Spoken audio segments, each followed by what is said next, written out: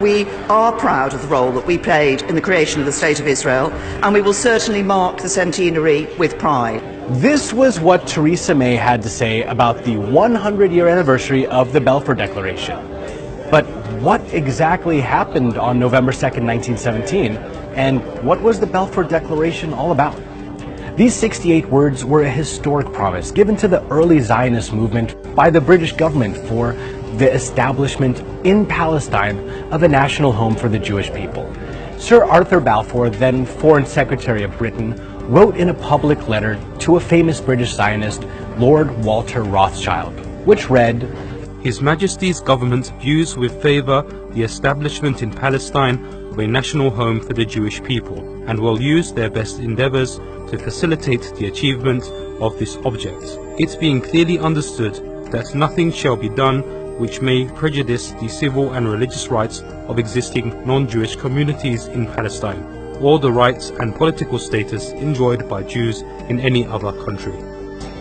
This was just what the Zionists were looking for, as outlined in the First Zionist Congress during its meeting in Basel, Switzerland in 1897. Zionism seeks to establish a home for the Jewish people in Palestine secured under public law.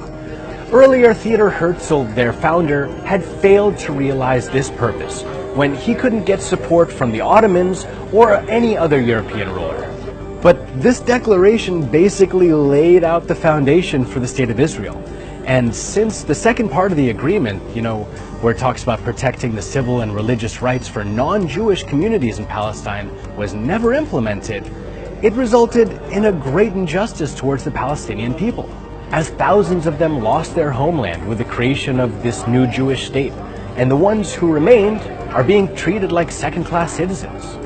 I think the late British author and journalist Arthur Koester summed it up best when he said, "One nation solemnly promised to another nation the country of a third."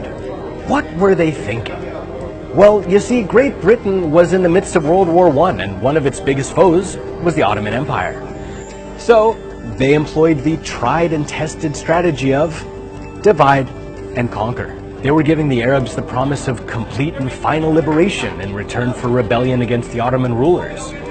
The Crown had decided Palestine's for the Jews, thus ensuring a perpetually divided Middle East. And 31 years after the Balfour Declaration, the State of Israel was founded. But it's not 100% certain that this was the initial goal of the British government. The results have brought devastating consequences to the Middle East. It paved the way for the longest military occupation in recent history and destabilized an entire region. So should the UK government be proud of this landmark letter? Or should they come to terms with the reality of what it's done?